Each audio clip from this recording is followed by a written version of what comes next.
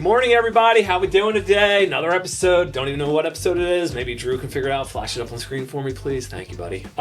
Drew Chavis, my guy behind the scenes here, filming for us again. Thank you, Drew. Getting you on the dashboard of Agent Tools. Mr. Brian MaGill here, joining us today. Thank you. High five. Let's get this party started.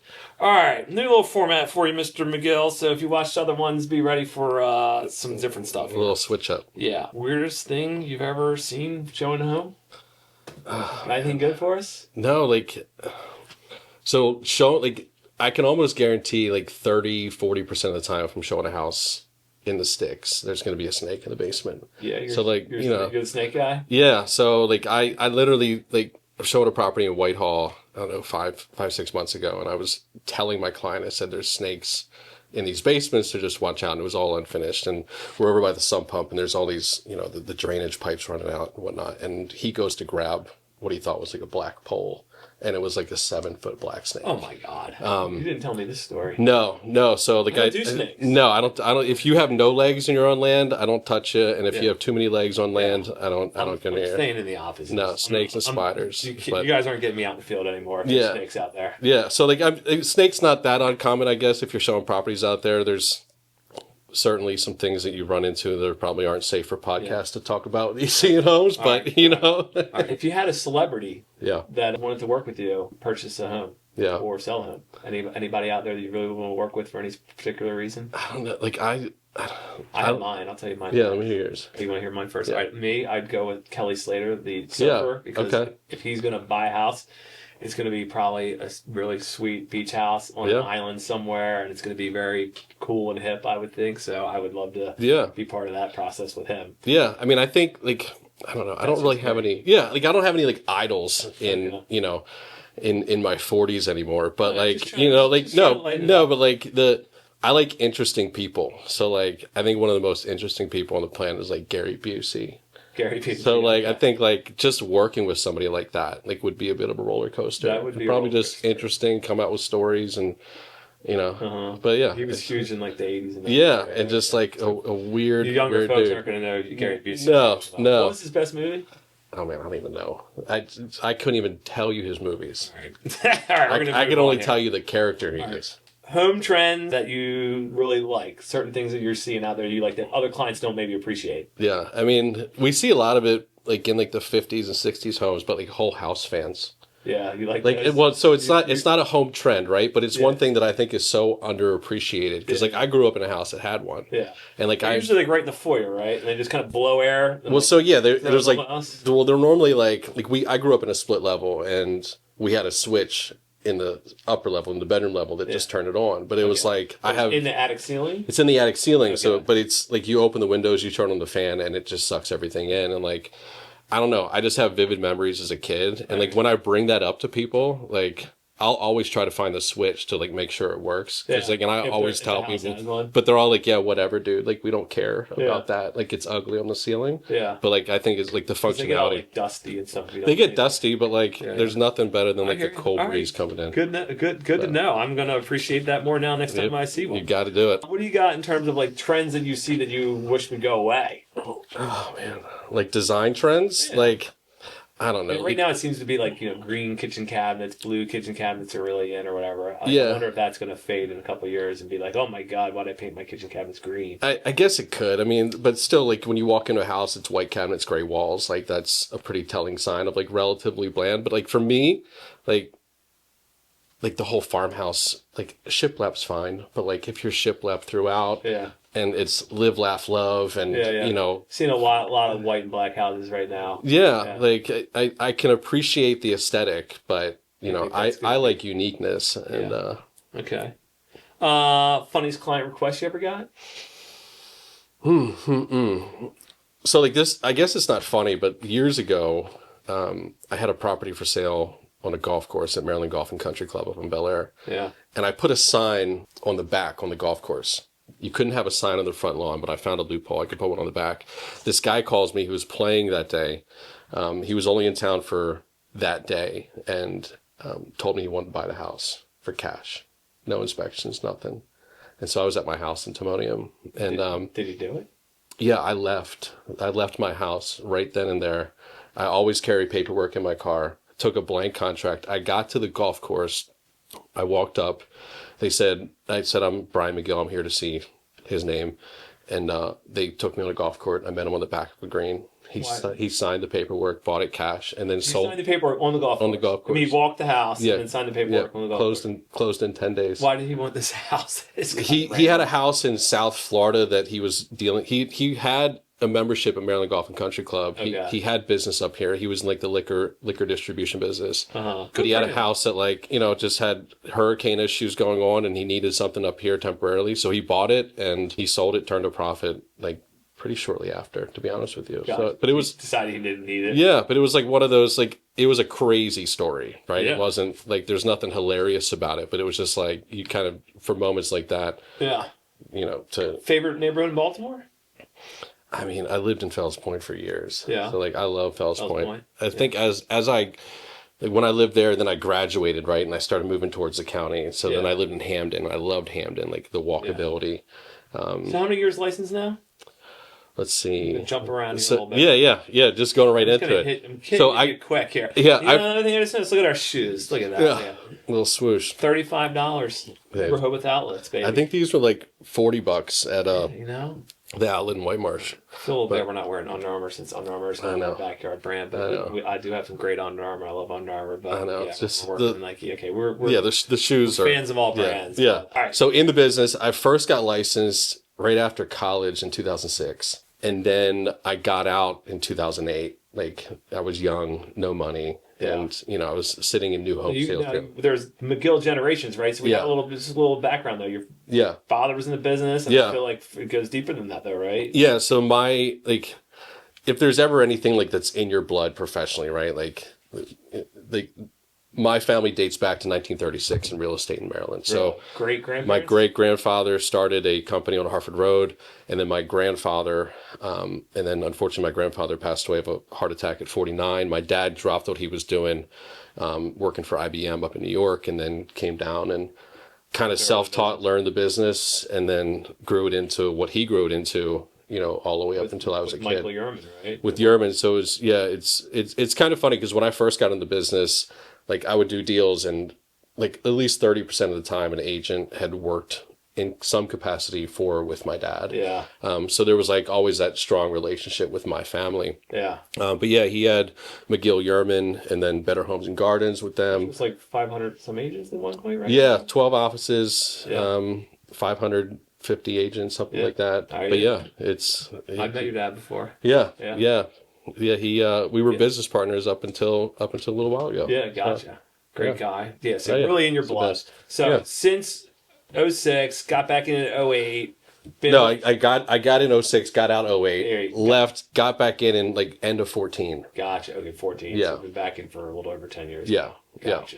And then sales volume, just so people know for you, like where you kind of are. I mean, you just came from working with your dad, kind of running a Riker Realtors brokerage, took your focus off of selling. Yeah. Now you moved over with me. You're kind of back focused on selling. I mean, I feel like you're kind of in like the 5 to 6 range. Maybe? Yeah, probably 5 to 6. I mean, depends on kind of where I end this year. I mean, if I have a strong final quarter, it could be like 6 to 7. You've been ramping back up. I mean, you joined the brokerage how long ago? In July of last year. Yeah. So it's just been 1 year that you've really been able to get your everything in order to kind of run your business. Yeah, and it's it's a longer story than the podcast affords, but like I wanted to try my hand in ownership and managerial and recruiting and training and hiring and all that stuff.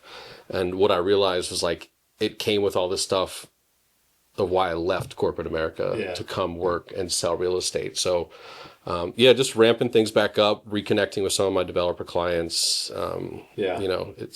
It's been good. What are you kind of doing, I guess, to in this sort of competitive market, I guess, to gain clients? Yeah, so obviously one of those is reconnecting with developer clients. Yeah, so like I have a few developers that I work with on like a lead generation base where obviously people are walking into sales models to buy homes, and so I tend to get calls based off of that. Those relationships. Yeah, but like I'm such a relationship person. So like I've tried almost every CRM out there and ran drip campaigns, did cold calling, did all that stuff. But I think for me, the root reason why I've had success in the past and currently revamping it is is just connecting with people. Yeah. And just reaching out. Like social media plays an important role, but like making phone calls.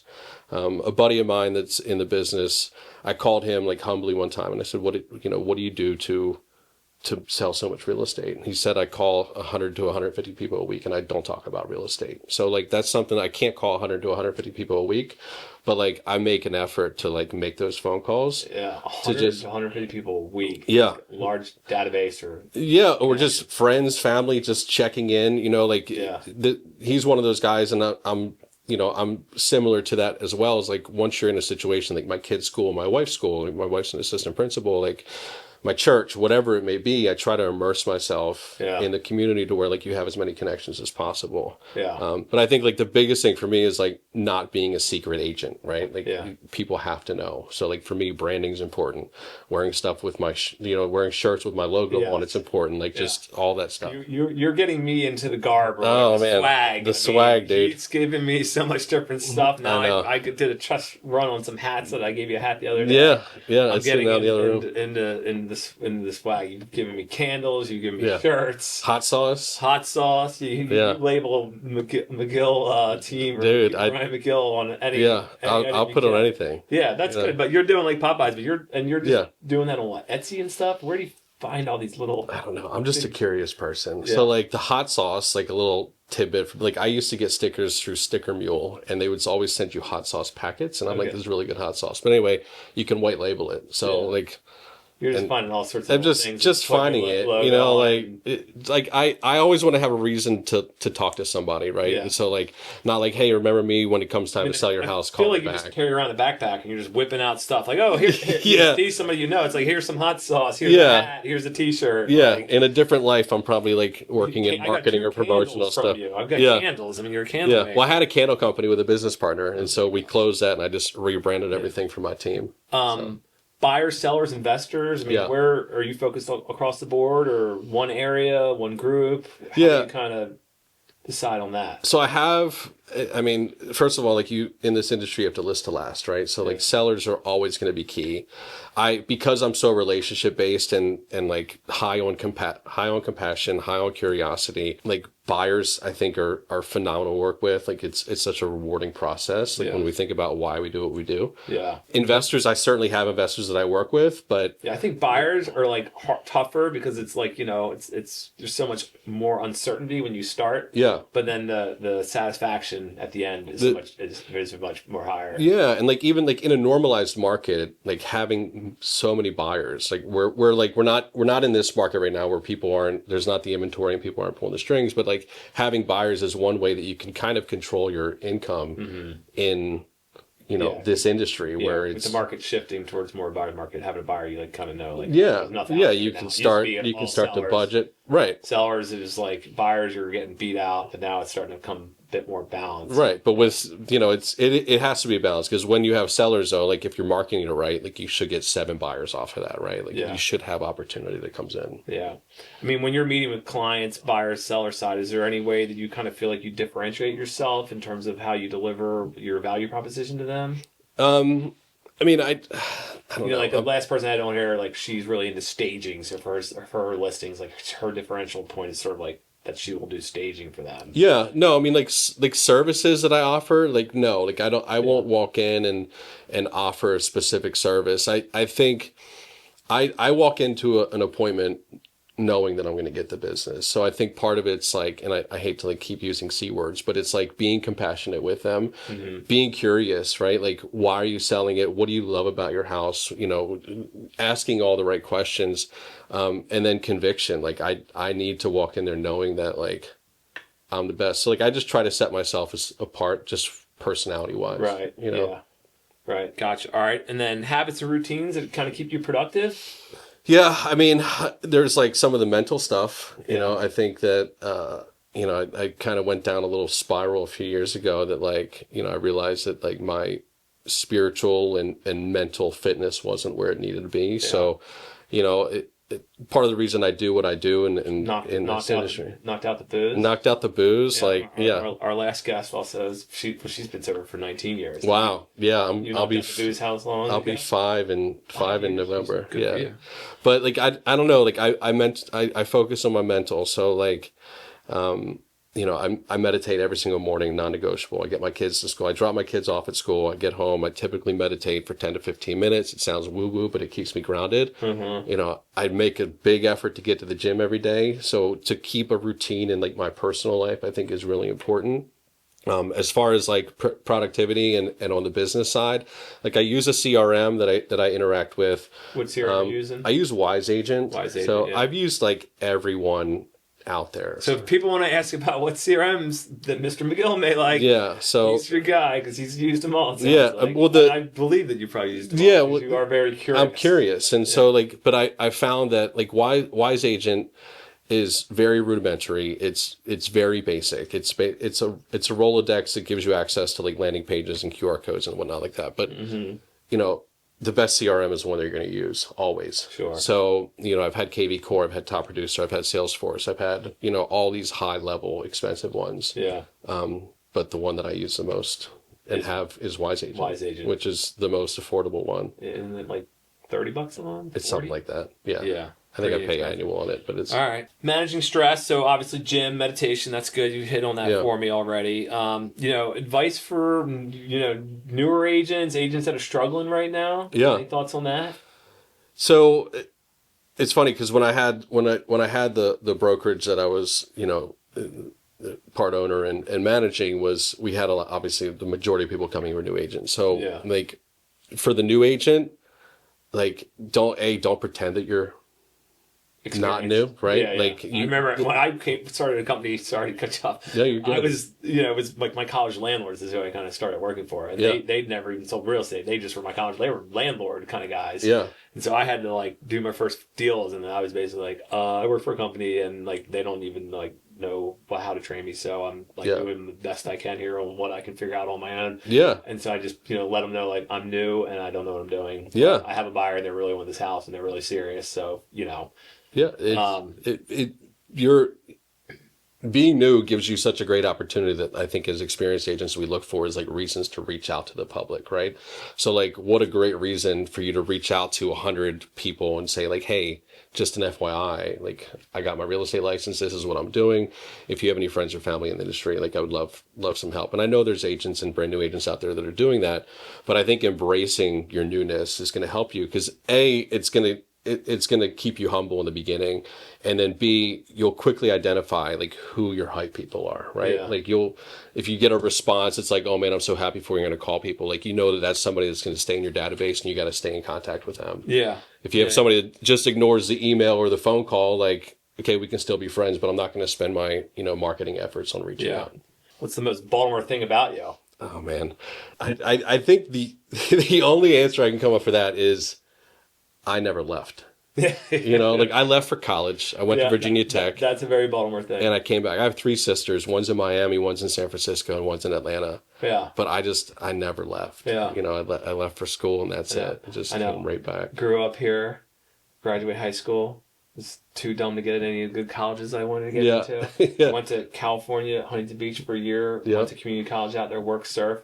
Came back because I couldn't afford to stay out there any longer. I was paying for it on my own. I wanted to graduate college, and out-of-state tuition, getting residency was a mess. But did 1 year in California, came back, Towson University, been here ever since. Yeah, I mean, I traveled a bunch. Like after I got out of college, I went to Australia and Bali. Did like 3 months over. But other than that, grew up here and went to 4 years of college here. Went to a year in California. Yeah. And have been here. I know it's very Baltimore-less. Yeah, I mean, and even for your story, like what a testament that life experience is equally as important, if not more important, to where you go to school. Travel bug and stuff because I'm like, all my friends went to college and had that dorm experience and everything, and we're away and so I'm going to try to make it up with doing some travel trips. Yeah. Are you using AI a lot? Oh, we got an AI app that he's going to bring to the table for us. I am. So you are using AI a lot. I am. Yeah. So just touching on the app, like you can now create apps using AI. Right. And so I showed it to you in the office the other day, but just, it's very simple, but it's in pre-production of the App Store right now. Yeah. So I'm going to make it available for free to start off with, so people want to download it. We'll let you explain all that, but it's Yeah. the basic premise of the app, I guess, real quick. Yeah, so you explain the listing, and then it generates all the marketing content for you. You talk into the microphone. You talk into the microphone. Open up the app. Yeah. Talk in the microphone. You Yeah. tell them about the listing. Go on, sorry. Yeah, no. So you talk about the listing. I have it set to where it's going to put out the MLS comments, a press release, should you use it, a social media post for it with emojis and all that. Mm-hmm. But I think the biggest one in the people that I've shown that they really like is I have it to where it has a video and it gives you a teleprompter. And so you go through it, you can read right off of it. Okay. Obviously, you're looking right at the camera. Once you hit done, it saves to your camera roll. So it's just within a matter of minutes, you can have all your marketing material to get your listing social media post, a video with a teleprompter, so you don't have to like come up with all the wording and stuff. You just write it back. And I started doing that because I use ChatGPT a lot, and I use ChatGPT at listing appointments where when I'm done, I tell my clients, I'm going to walk through, you're going to hear me talking to myself, but I'm just compiling all my notes. Yeah. So like I'll talk into ChatGPT, I'll talk about the bedrooms, this house has X, Y, and Z. Yeah. And then it compiles it. And then when I get in my car, I email it to my clients and say, hey, just an FYI, like here's what we discussed. Here's our next steps. Right. You think it impresses the clients that you're using the ChatGPT? I do. And it's not what you're saying. Yeah, and it's not that I'm trying to be impressive, but I'm trying to like keep with the times, right? Like we're in the Windows 97 age of AI. So like if we don't embrace it now, we're gonna get lost. Yeah, that is true. All right, well, I think you dropped some great information for us. Lots. Anybody wants to reach out to Brian about his app or any other questions, feel free to find him on the website. Brian, I appreciate your time. Thank you, sir. Great rest of the day. See you guys on the next one. See ya.